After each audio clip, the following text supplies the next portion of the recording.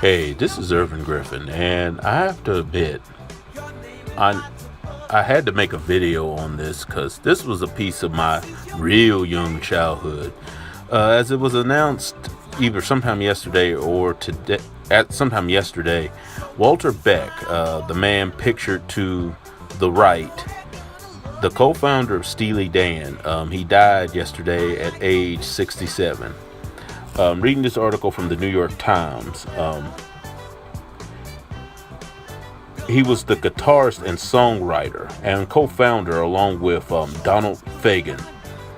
His death was announced on his official website, which gave no other details. He lived in Maui, in Hawaii.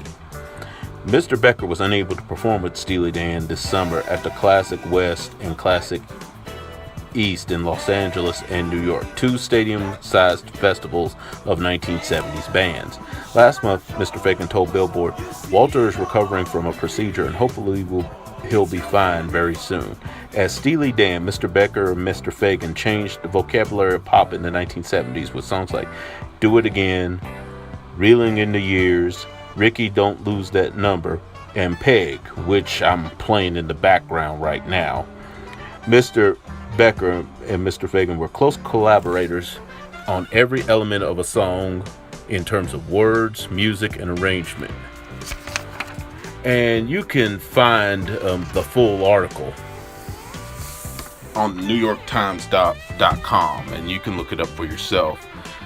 But needless to say, one of the first songs I can remember as a child being in a bassinet, yes, my memory does go back that far. And my dad was playing this with my mom on the radio. "Hey, it will come back to you." And that line never left, as long with those unique guitar riffs.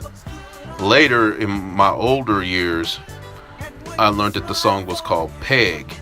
And then I played a piece of it.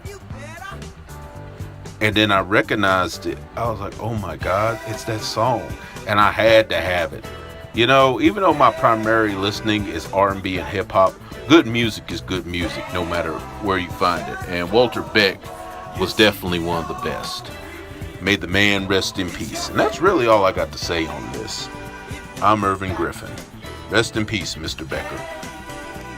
Come back to you.